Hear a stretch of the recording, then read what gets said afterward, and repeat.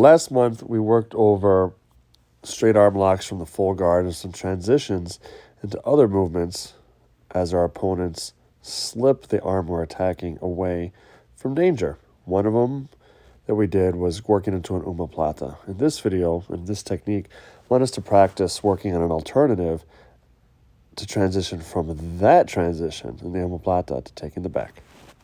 So I work for my straight arm lock. Roger protects his arm, slips it out. I work to the Omoplata.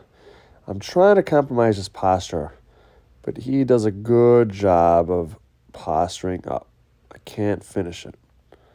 What do we do there? Well, we can do gi and no gi options. Right now we're wearing a gi, so we'll talk about that first. It allows us to get a little bit of a cheater pin on the sleeve and really hold it down as we sit up to take the back.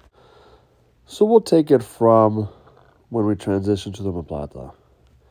I hipped over and moved that wrist of his to my rib. I'm grabbing his back, trying to hamstring curl down to compromise his posture where I can eventually finish the hold.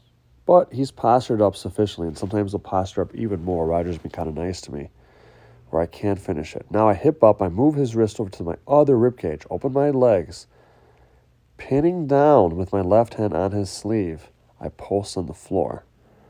My left foot is already inside for a hook. I can come on up. In this case, I'm working for a seatbelt grip. My left hand went from his sleeve to over his shoulder. My other hand was underneath his opposite shoulder. I can come on up, bring the other hook around. I have a lot of different options. Let's talk about some of the details that may not be visible to the naked eye. When I open up my legs, I'm opening up a little wider, ultimately when I work to the back take, than I would in reality for illustrative purposes. But we want to unlock our legs, open them up, de-pinchify them, if you will, just enough to sit on up.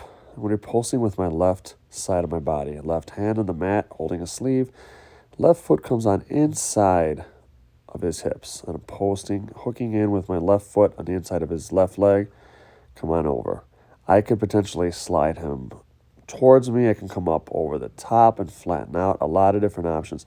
But it's really important to not give too much space and to hustle up. Timing and spacing is key to making this work.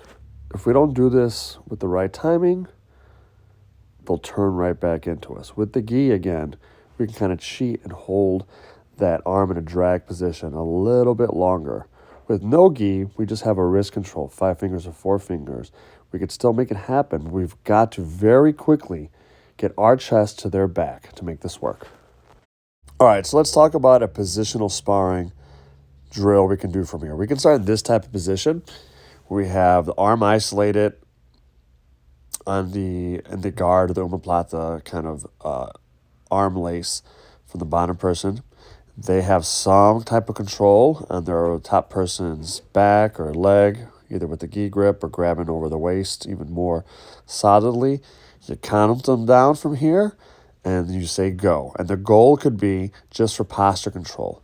Bottom person working the Omoplata is going to try to rock and hamstring curl to compromise the posture of the top person. If they get the top person's posture broken down such that their head is to the floor and they can hold it there without even going for the submission for like 3-5 seconds, up to you, then they've won that round. They shake hands and they start again from the top. Top person is going to try to posture up in this instance and not let their posture be broken down. You could do this for increments of whatever time you want. I suggest 30 to 60 seconds, and you explain the parameters to one another, your partner, or if you're a coach, to the students, and you work from there. It's going to help people really isolate a micro battle that's super important to making sweeps or submissions or passes possible from here.